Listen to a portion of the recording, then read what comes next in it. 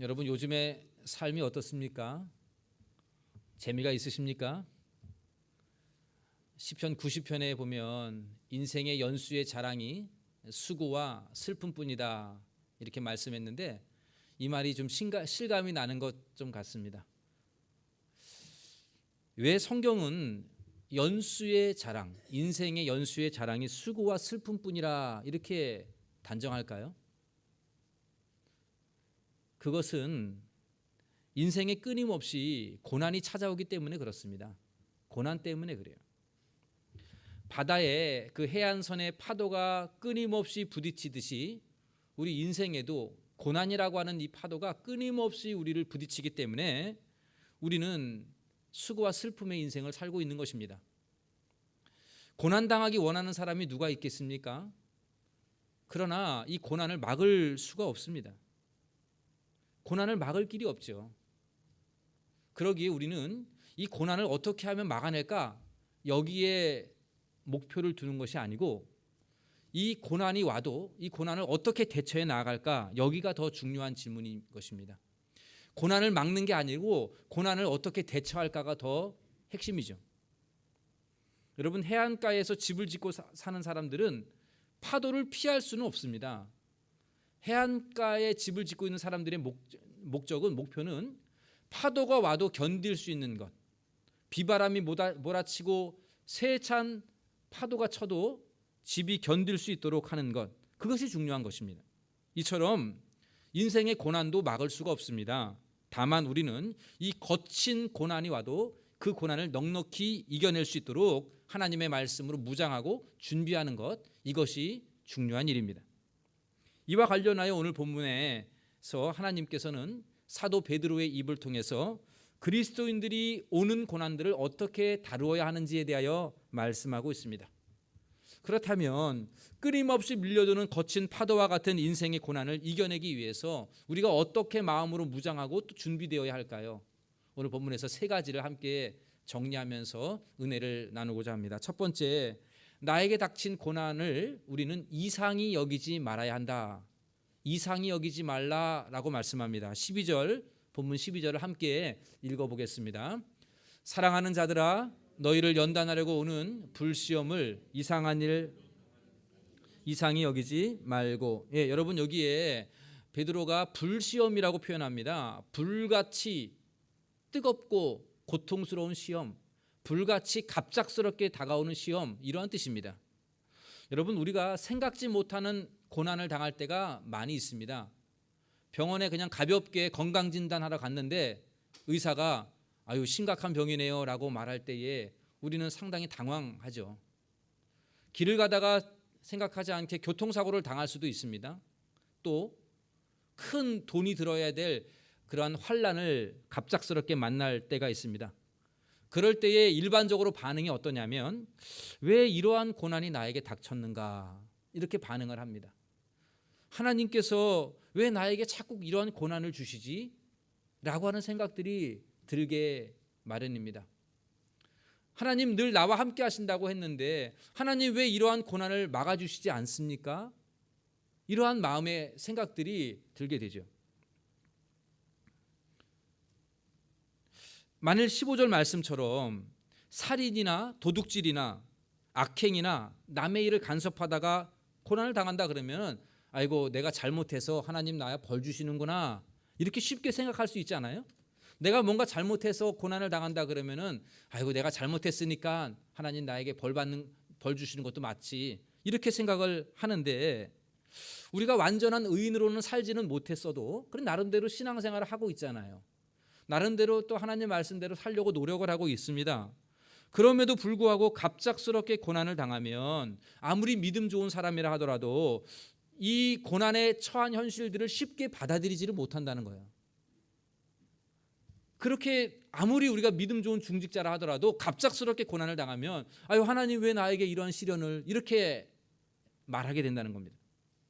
그렇다면 하나님께서 늘 우리와 함께 하신다고 하시는 하나님께서 만약 이렇게 여러 가지로 다가오는 이 고난들과 시련들을 왜 막아주시지 않는 것일까요? 왜 고난들을 우리에게 그대로 허용하시는 것일까요? 그 이유가 12절에 잘 나타나 있습니다. 12절 다시 보시면 앞에 보면 우리를 연단하시려고 라고 되어 있어요. 사랑하는 자들아 너희를 연단하려고 오는 불시험을 이렇게 되어 있잖아요. 그러니까 연단하기 위함이라고 말씀하고 있습니다. 그러니까 연단을 통해서 단련을 우리의 믿음을 더 단련시키고 연단을 통해서 예수님의 성품을 닮은 하나님의 자녀로 세우기 위해서 우리를 좀 더 성숙한 사람으로 믿음의 사람으로 세우기 위해서 우리에게 고난을 주신다는 뜻입니다. 학생들은 시험을 보기 싫어합니다. 시험 좋아하는 사람은 아무도 없을 거예요. 그러나 시험을 통해서 학생들은 실력이 자라게 되어 있습니다. 그렇기 때문에 학생들에게 꼭 필요한 것은 시험이에요. 이처럼 영적 성장에 있어서 고난은 필수입니다. 선택이 아니고 고난은 필수예요. 필수. 고난을 받는 순간에는 힘들고 견디기 어렵지만 이 고난이 끝나는 시점에는 우리의 믿음이 한층 더 성장하게 되고 더 깊어지는 것을 우리는 경험하게 될 것입니다. 그러기에 하나님은 우리에게 고난을 허락하시는 것이죠. 화면에 보시면 욥기 23장 10절에서 고난당하는 욥이 이렇게 고백을 합니다. 우리 같이 이 고백을 읽어보겠습니다. 그러나 내가 가는 길을 그가 아시나니 그가 나를 단련하신 후에는 내가 순금같이 되어 나오리라. 아멘. 욥도 처음에는 고난을 당할 때에 이걸 감당할 수가 없었어요. 받아들이기가 어려웠습니다. 친구들이 와서 너 죄 때문에 그래 회개해야 돼 라고 충고했지만 욥은 도무지 그 충고가 들어오질 않았습니다. 내가 왜 이런 고난을 당해야 되는가. 그러나 그가 오늘 이 23장에 와서는 이렇게 고백을 합니다. 내가 가는 길을 하나님 아시는데 하나님이 나를 단련하신 후에는 내가 순금같이 되어 나올 것이다. 이렇게 믿음으로 고백합니다. 이전에는 불순물이 섞여 있는 금이었다는 거죠. 온전하지 않았다는 겁니다. 그러나 이 단련을 통해서 이와 같은 고난을 통해서 분명한 사실은 내가 더 정금처럼 순금과 같이 되어서 나오게 될 것이다. 이렇게 믿음으로 고백하면서 자기가 당한 고난을 받아들이고 있습니다. 우리도 마찬가지입니다. 나에게 닥쳐온 이 불같은 시험, 때로는 이해할 수 없을 때가 많습니다. 왜 하나님 나에게 이러한 시련을 이라고 말할 수가 있습니다. 그러나 그 모든 고난들을 하나님이 허용하신 것은 나를 성숙하게 하기 위해서 하나님이 단련하시는 것이다. 나의 신앙을 더 깊게 하기 위해서, 내가 더 예수님을 닮기 위해서 나에게 이러한 저러한 시련을 주시는 것이다. 이렇게 생각하시고 연단의 과정이라 생각하셔서 여러분들 이 모든 고난들을 먼저 받아들이시기를 바랍니다. 베드로 사도는 이상히 여기지 말라라고 말씀했습니다. 이상히 여기지 마시고 그래 고난이 늘 와야 돼. 학생들이 시험을 보듯 나도 이러한 시험들을 통과해야 돼 라고 하는 믿음으로 여러분들이 당하고 있는 고난들을 그대로 받아들이기를 바랍니다. 내가 가는 그 길을 그가 아시나니 그가 나를 단련하신 후에는 내가 순금같이 되어 나오리라. 이 욥의 고백이 현재 고난당하고 있는 많은 우리 성도님들의 믿음의 고백이 되기를 간절히 소원합니다. 두 번째로 고난을 당할 때 우리가 어떻게 마음으로 준비하고 대처해야 되는가? 두 번째는요, 즐거워하라 말씀합니다. 즐거워하라. 우리 13절 말씀 제가 한번 읽어보겠습니다. 13절입니다. 오히려 너희가 그리스도의 고난에 참여하는 것을 즐거워하라. 이는 그의 영광을 나타내실 때에 너희로 즐거워하고 기뻐하게 하려 함이라. 여러분, 이해할 수 없는 고난 당하는 것도 그거 받아들이는 거 쉽지 않은데 베드로는 한 걸음 더 나아가서 즐거워하래요. 받아들이는 것으로 그치는 게 아니라 즐거워하라고 말씀합니다. 화면에 보시면 누가복음에 예수님께서 이런 말씀을 하셨어요. 6장 22절 23절에 제가 읽어보겠습니다. 인자로 말미암아 사람들이 너희를 미워하며 멀리하고 욕하고 너희 이름을 악하다 하여 버릴 때에는 너희에게 복이 있도다. 그 다음에 그날에 기뻐하고 뛰놀라 하늘에서 너희 상이 큼이라. 그날에 기뻐하고 뛰놀라, 고난당하는 날에 기뻐하고 뛰놀라 하늘에서 너희 상이 큼이라. 지금 예수님은 고난당하는 우리들 향하여 기뻐하고 뛰놀라고 말합니다. 여러분, 어떻게 고난당하는데 즐겁습니까? 고난당하는 가운데 어떻게 기뻐하고 뛰놀 수가 있습니까? 이게 가능한 일입니까? 가능합니다. 어때서 가능합니까? 하늘에 소망이 있기 때문에 그래요. 소망이 있기 때문에 그렇습니다. 다시 말해서 천국에서 받게 될 상급과 영광과 칭찬과 축복이 있기 때문에, 그렇기 때문에 어떠한 고난 앞에서도 우리가 기뻐할 수가 있는 것입니다. 고난당하는 자들에게는 복이 있다라고 말씀합니다. 여러분, 예수님께서 인자로 말미암아 고난을 당한 자는 복이 있다라고 말씀합니다. 오늘 보면 14절에서도 그리스도의 이름으로 치욕을 당하면 복 있는 자라, 복 있는 자라고 말씀하고 있어요. 그러니까 여러분, 고난 당하게 되면 여러분들 제일 먼저 생각해야 될 것이 뭐냐면, 하나님이 나에게 복 주시려고 하는구나, 이렇게 믿음으로 고백할 수 있어야 됩니다. 이건 예수님의 말씀이고 베드로의 가르침이에요. 어떠한 복입니까? 하나님 나라에서 놀라운 상급과 복과 또한 기쁨과 즐거움을 주신다라고 말씀하고 있잖아요. 주의 영광이 나타나실 때에 너희로 즐거워하고 기뻐하게 하려 하심이라. 그렇습니다. 지금은 눈물 나고 괴롭고 받아들이기 어렵지만 이제 이 삶을 마치고 곧 가게 될 하나님의 나라에서는 하나님께서 나에게 영광의 면류관을 씌워주시고 이 세상과 비교할 수 없는 기쁨과 즐거움의 잔치에 참여하게 될 줄로 믿으시기를 바랍니다. 여러분, 고난당하는 자들에게 하나님 반드시 복이 있다라고 말씀하고 있습니다. 고난은 저주가 아닙니다. 벌이 아닙니다. 하나님이 우리에게 주시는 복이라고 하는 사실, 이건 명심하면서 소망을 바라보고 기뻐할 수 있기를 간절히 원합니다. 또한 우리가 고난 중에서 즐거워할 수 있는 이유가 하나 있어요. 그건 뭐냐면 성령님이 우리에게 기쁨과 평안함을 주시기 때문에 그렇습니다. 고난을 당하는 자들에게 성령님이 평안함을 주시기 때문에 그래요. 오늘 그래서 14절 말씀에 보면 그 뒤에 영광의 영 곧 하나님의 영이 너희 위에 계심이라, 영광의 영 곧 하나님의 영이 너희 위에 계심이라 라고 말씀합니다.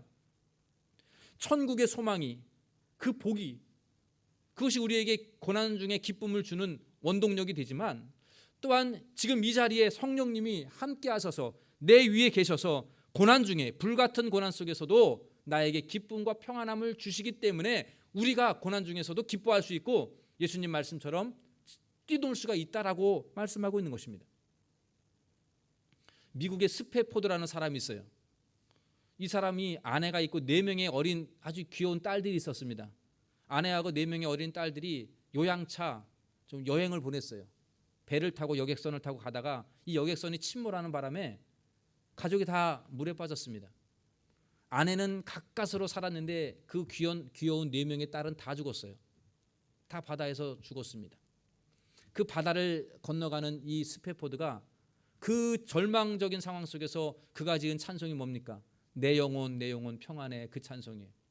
그 찬송을 그가 지었어요. 여러분, 그 스페포드라는 사람이 자기의 4명의 딸들이 한순간에 다 잃어버리는 그 재난 속에서 그의 마음속에 평안함이 찾아왔다라고 고백할 수 있는 것은 무엇 때문에 그럽니까? 정신이 나가서 그런 거예요? 아니죠. 성령님이 그의 가운데 임하셔서 평안을 주셨기 때문에 그런 겁니다. 성령님이 주시는 기쁨 때문에 그가 그 자기 딸이 죽은 그 바다의 가운데를 배를 타고 가면서 그의 마음속에 평안함과 기쁨의 찬송이 흘러나오게 되었던 것이죠. 성령님의 감동과 위로하심이 그애가 있기 때문에 그 절박한, 받아들이기 어려운 고난 속에서 그는 찬송할 수가 있었던 것입니다. 사랑하는 성도 여러분, 그리스도인들이 불같은 시련과 고난을 당할 때에도 찬송하고 즐거워할 수 있는 이유는 성령님께서 고난당하는 자 그 위에 임하시기 때문에, 그 위에 임하셔서 평강을 주시고 감동 감아 주시고 위로해 주시기 때문에 그 절박한 고난, 받아들이기 어려운 고난 속에서도 우리는 찬송할 수가 있는 겁니다. 배우자가 세상을 떠났습니다. 부모가 세상을 떠났어요. 자녀들이 나보다 먼저 죽었습니다. 받아들이기 어려운 현실 아닙니까? 그 현실 속에서 우리가 하나님 앞에 찬송하고 감사하고 노래할 수 있는 이유가 뭡니까? 소망이 있기 때문에 그렇고요. 성령님이 우리 가운데 평강을 주시기 때문에 그런 것입니다. 이것은 세상 사람들이 알 수 없는 거예요. 오직 믿음의 사람들만이 소망이 있고 믿음의 사람들만의 평강의 은혜가 있는 줄로 믿습니다. 사랑하는 성도 여러분, 우리 교회가 고난 중에 신음하고 있는 성도들이 있다면 성령님께서 우리 모든 성도님들 위해 임하셔서 위로해 주시고 평강 주시기를 간절히 기도합니다. 천국 소망으로 즐거워하며 성령의 위로와 평강 속에서 받아들이기 어려운 고난을 받아들이고 주님이 주시는 평강 속에서 찬송하며 감사하며 찬송으로 주 앞에 나아가는 우리 모두가 되시기를 간절히 소원합니다. 마지막으로 고난당할 때에 어떻게 대처하느냐? 오늘 성경은 우리에게 모든 것을 하나님께 의탁하라 말씀하십니다. 19절 말씀 우리 같이 한번 읽어보겠습니다. 그러므로 하나님의 뜻대로 고난을 받는 자들은 또한 선을 행하는 가운데에 그 영혼을 미쁘신 창조주께 의탁할지어다. 아멘. 선을 행하는 가운데 그 영혼을 미쁘신 창조주께 의탁할지어다. 여기 선을 행하는 가운데 이 말은요, 고난을 당한다고 해서 좌절해서 깊은 시름에 빠져 있지 말고 내가 지금 하던 대로 선을 그대로 행하라는 겁니다. 나에게 주어진 사명을 감당하라는 겁니다. 우리가 일을 하다가 주의 일을 하다가 고난당하고 시련을 당하면 아유 나 못하겠어요, 할 맛이 안 나요, 이게 아니고 내가 선한 일을 했던 것을 그대로 하라는 겁니다. 그러면서 어떻게 하라 그랬냐면 변함없이 사명을 감당하면서 미쁘신 창조주께 의탁하라는 거예요. 우리의 영혼을 의탁하라. 이 말은 내 모든 삶을 맡기라는 겁니다. 미쁘시다는 말이 뭡니까? 저는 어릴 적에 예쁘시다 이런 뜻인 줄 알았어요. 잘못 나온 줄 알았는데 그게 아니고 믿음직스럽다는 뜻이죠. 미쁘시다, 믿음직스럽다. 그러니까 하나님은 믿음직한 분이시기 때문에 그 믿음직한 분에게 맡기라는 거예요. 하나님은 신실하십니다. 하나님은 선택하신 자녀를 끝까지 사랑하시는 줄로 믿으시기 바랍니다. 하나님 여러분들을 선택하셨다면 여러분들을 끝까지 사랑하시는 분이십니다. 그러기에 지금은 내가 환난과 감당할 수 없는 고난을 당하고 힘든 시기 가운데 있지만 선하신 하나님, 사랑의 하나님, 그 하나님을 믿고 신뢰하면서 온 세상을 지으신 창조주 하나님, 능력의 하나님께 내 영혼을, 내 미래를 송두리째 맡겨 드려야 하겠습니다.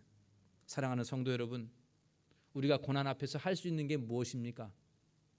여러분들 당하는 고난 앞에서 뭘 할 수 있겠어요? 어떻게 하면 이 고난을 이겨낼까? 어떻게 하면 빨리 벗어날까? 고민하고 밤 지새우면서 괴로워하지만 쉽게 해결되지 않아요. 며칠 밤 샌다고 이 일이 해결됩니까? 해결되지 않아요.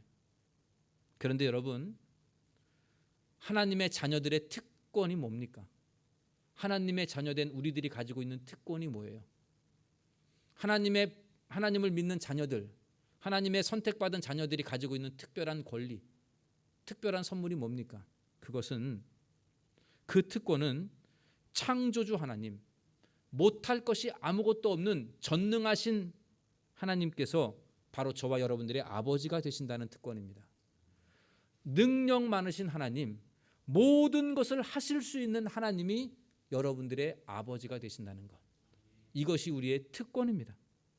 그러므로 고통 가운데 희망이 없고 아무것도 할 수 없는 것, 그러한 상황 속에서 우리에게 여전히 희망이 있습니다. 그것은 전능하신 아버지 하나님께서 나를 도와주시고 나를 붙드시고 선히 인도하시고 구렁에서 건져주시고 해결해 주실 것이라고 하는 믿음 때문에 그렇습니다. 나에게 있는 특권, 내 아버지, 내 뒤에 계신 아버지, 나와 함께 하시는 아버지 하나님은 전능하신 하나님이시고 나를 사랑하시는 선하신 하나님이시기에 내 모든 문제를 해결해 주실 것이다. 이 믿음이 있기 때문에 우리는 절망하지 않는 것입니다. 그 믿음 때문에 우리는 내 영혼과 내 삶을 온전히 창조주 하나님께 의탁하는 것이죠. 누가복음에 보면 23장 46절에 예수님께서 십자가에서 죽으시기 전에 이렇게 말씀하십니다. 아버지여, 내 영혼을 아버지 손에 부탁하나이다. 같은 말씀인데요, 오늘 말씀과 같아요. 아버지께 맡기는 거예요. 아버지 손에 부탁하나이다. 여러분, 예수님께서는 그 모든 십자가에서 절망이 아니고 이제 죽음 앞에서 이제 나는 끝났다가 아니라 이제 내 영혼 아버지의 손에 부탁하나이다, 이렇게 말씀하셨습니다. 우리도 마찬가지예요. 예수님의 기도를 본받아서 지금 닥친 심한 고난 속에서 미쁘신 창조주 하나님 아버지께 여러분의 모든 삶과 영혼을 의탁하시기를 바랍니다. 여러분의 미래는 하나님의 손에 있습니다. 나의 달려갈 길을 우리 주님이 아시오. 그 주님께서 여러분들의 아버지가 되시니 이제 여러분들 지금 고난이고 아무것도 할 수 없고 해결된 것은 하나도 없지만 주님, 내가 내 미래를 아버지 손에 의탁하나이다. 이러한 고백이 우리의 고백이 되시기를 간절히 소원합니다.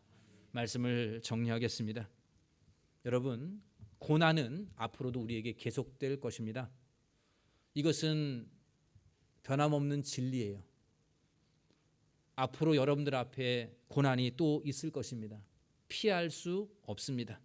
다만 고난이 와도 믿음으로 바로 서고 무장하면 능히 이겨낼 수가 있습니다.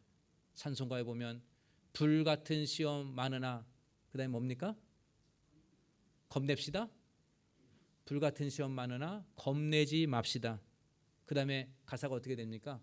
구주의 권능 크시니 이기고 남겠네. 여러분 너무 좋은 찬송 아니에요? 불같은 시험 많으나 겁내지 맙시다. 구주의 권능 크시니 이긴다는 것으로 끝나는 게 아니라 참 시가 너무 좋은 게 이기고 남겠네. 이렇게 되어 있어요. 세상에 어떠한 시련이 와도 우리는 겁내지 않는 것은 전능하신 하나님이 나와 함께 하시기 때문에 이기고 남는 것이죠. 세찬 파도가 해안가 바위에 부딪힙니다. 계속해서 휘몰아칩니다. 그러나 바위가 끄떡 없어요. 바위는 끄떡하지 않습니다. 밤새도록 폭풍우가 불고 집채만한 파도가 그 바위를 집어삼킵니다. 밤에 잠을 이루지 못할 정도로 시끄러워가지고 그렇게 파도가 쳐요. 그런데 밝은 아침이 되면 어떻습니까? 파도는 잔잔해지고 바위는 끄떡없이 그 자리에 여전히 있습니다. 하나도 달라지지 않아요. 그렇습니다. 사랑하는 성도 여러분, 우리의 인생이 그거 아닙니까? 우리의 인생이 그런 거예요. 아무리 많은 파도가 몰려와도 끄떡하지 않는 것은 구주의 권능 크시니 이기고 남겠네요. 주님이 나와 함께 하시기 때문에 이기고 남는 거예요. 넉넉히 이길 수가 있다는 것이에요. 사랑하는 성도 여러분, 우리가 어떤 고난이 닥쳐와도 이 시련을 왜 나에게 주셨을까? 왜 하나님 가만히 계시는 걸까? 하며 낙심하거나 그 고난을 이상하게 생각하지 마시기 바랍니다. 주님이 나를 성장시키고자, 주님의 사람으로 더 빚어가고자 하는 연단이구나, 나를 더 정금같이 만들고자 하시는 시련이구나, 단련이구나, 이렇게 믿음으로 생각하고 고난을 그대로 받아들이시기를 바랍니다. 또한 이 시험을 이기면 놀라운 상급이 주어질 줄로 믿으시기를 바랍니다. 고난은 복과 연결되어 있다는 사실을 소망으로 바라보시기를 바랍니다. 성령님께서 고난당하는 여러분들 위해 평강을 주실 것입니다. 담대함을 주실 것입니다. 그러기에 어떠한 고난이 와도 우리는 넉넉히 즐거워할 수가 있습니다. 기뻐할 수가 있는 것이죠. 마지막으로 미쁘신 하나님께 여러분들의 미래와 인생을 송두리째 의탁하시기 바랍니다. 내 영혼을 아버지 손에 부탁하나이다. 이 예수님의 기도가 고난의 현장 속에 있는 여러분들의 기도가 되기를 원합니다. 고난의 현장 속에서 우리가 할 수 있는 유일한 기도, 주님, 이 제 영혼을 전능하신 하나님의 손에 의탁합니다. 이것이 우리의 기도가 되어야 할 것입니다. 그리하여 전능하신 하나님의 손에 여러분들의 영혼이 온전히 맡겨지고 성령님이 주시는 평안함과 기쁨 속에서 고난을 잘 견디어내어서 마침내 그 고난을 통과하고 나서 주어지는 놀라운 영광과 기쁨과 축복과 상급을 받아 누리는 우리 동대문 중앙교회 모든 성도님들이 다 되시기를 예수님의 이름으로 간절히 축원합니다. 기도하겠습니다. 우리 함께 같이 통성으로 기도하기를 원합니다. 우리 함께 찬양을 하나 부르고 참 기도하겠습니다. 주는 평화, 우리 불렀던 찬송인데요. 우리 이거 찬송 한번 부르고요, 같이 통성으로 기도합시다. 주는 평화, 주는 평화, 막힌 담을 모두 허셨네. 주는 평화, 주는 평화, 우리의 평화, 우리의 평화, 주는 평강을 주십니다. 주는 평화, 막힌 담을 모두 허셨네. 주는 평화, 우리의 평화, 염려 다 맡기라. 염려 다 맡기라. 주가 돌보시니 주는 평화. 우리의 염려 다 맡기라. 주가 돌보시니 염려 다 맡기라. 주가 돌보시니 주는 평화. 우리의 평화. 함께 기도하기를 원합니다. 주님, 성령님 저희에게 평강을 주옵소서. 고난을 그대로 받아들이게 하시고 이 고난의 끝에 놀라운 복이 있는 줄로 소망하며 주님, 내 모든 인생을 주님의 손에 의탁하오니 주여 내 인생을 통하여 하나님 영광 받으시고 고난을 이길 수 있도록 힘을 공급하여 주시옵소서. 우리 함께 같이 주신 말씀 생각하며 기도하겠습니다. 사랑의 하나님, 은혜의 하나님, 오늘도 말씀을 통하여 우리에게 교훈하시고 위로하여 주심에 감사드립니다. 때로는 이해할 수 없고 받아들이기 어려운 고난을 당할 때가 많이 있는데 그러할 때마다 우리의 마음이 흔들리거나 좌절하거나 깊은 시름에 빠지지 아니하게 하시고 나의 달려갈 길을 주가 아시오니 그가 나를 단련하신 후에 내가 순금같이 되어 나오리라 하는 이 욥의 고백으로 모든 고난을 받아들이게 하여 주옵소서. 아버지, 천국의 소망과 하나님의 놀라운 상급의 복을 소망하면서 기쁨이 있기를 원합니다. 성령님이여 우리 위에 임하셔서 평강을 주시고 위로 주시고 믿음을 더하여 주시옵소서. 고난 중에 찬송할 수 있게 하소서. 고난 중에 감사할 수 있게 하여 주시옵소서. 아버지, 우리 동대문 중앙교회의 모든 미래를 주님의 손에 의탁합니다. 제 영혼을 주님의 손에 의탁합니다. 주시옵소서.